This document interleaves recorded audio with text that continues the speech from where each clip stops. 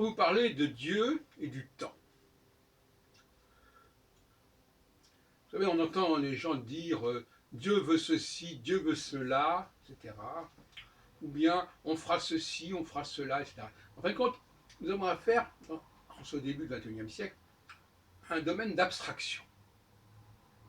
On emploie des mots, le temps, Dieu. Et c'est un petit peu, on pourrait dire, une sorte de prise de pouvoir par la philosophie, qui se nourrit de mots, d'abstractions générales. Les gens adorent les abstractions. L'être humain, Dieu, le temps. Parce que les abstractions, cela fait fi de toute précision, de toute réalité au fond quelque part. Et le philosophe, c'est aussi celui qui s'abstrait de la réalité, pour la dépasser, mais en la noyant dans des expressions qui ne veulent tout dire et ne rien dire. Et on peut dire la même chose du langage. Le langage aussi permet, parce qu'on emploiera le même mot pour désigner des réalités très différentes, disons, toutes ces réalités différentes, puisqu'elles relèvent du même mot, elles sont semblables. Bon. On connaît ce genre de sophisme finalement, parce que c'est ça dont il s'agit. Voilà.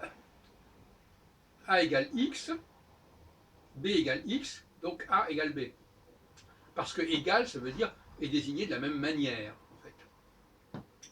Alors, il y a un point qui me paraît important, c'est le problème de la datation.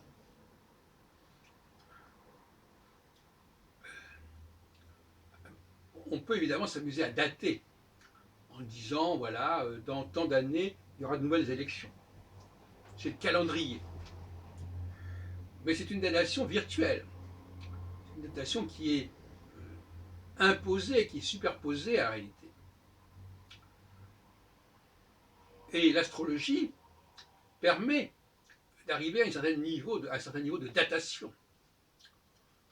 Et elle permet, quand elle se repère sur des données astronomiques constantes, de décrire le temps cosmique, au sens astrologique, d'il y a 100 ou 200 ou 2000 ans.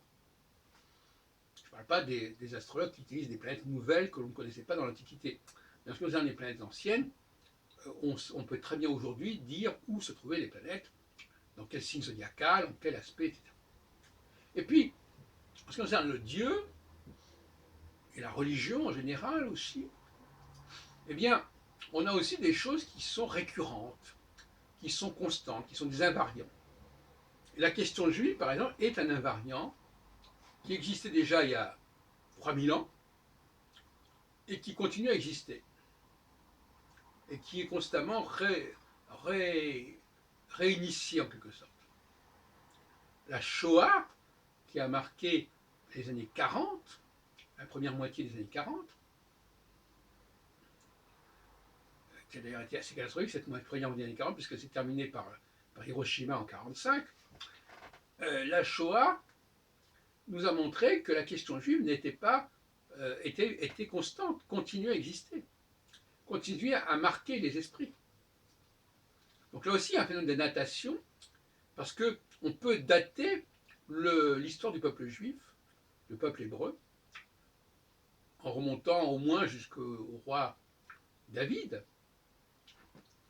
et éventuellement au-delà, si on veut. Enfin, en tout cas, ce qui est certain, c'est qu'il y a une présence juive au monde qui est extrêmement ancienne et qui peut être datée également. C'est pour ça que je mets en avant le mot datation. Parce que demander à un philosophe de dater les choses, il en est incapable. Il dirait, c'est pas mon problème, je ne suis pas historien. Alors il n'est pas historien, donc il peut se permettre de ne pas dater. Ni le temps, ni Dieu, etc.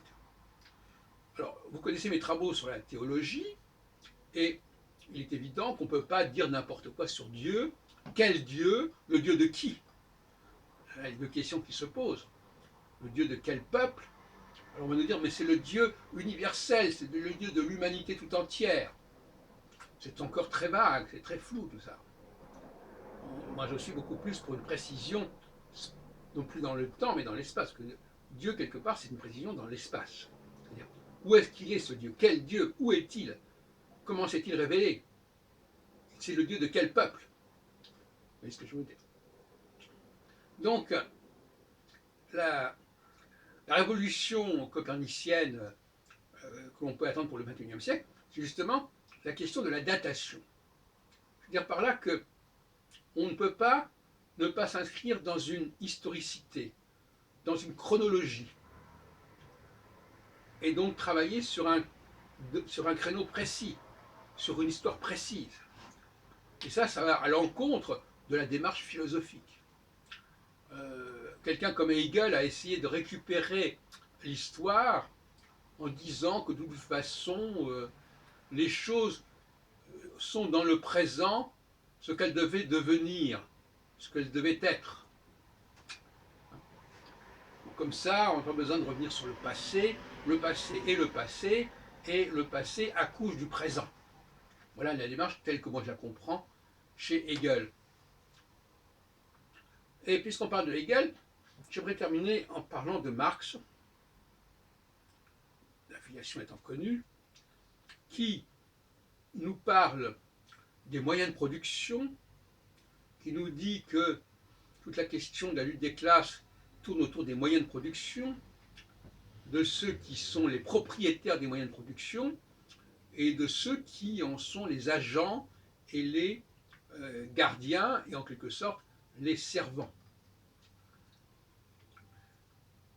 Alors, moi j'ai repris cette dualité qui me paraît effectivement intéressante en la précisant et en disant que, en fait,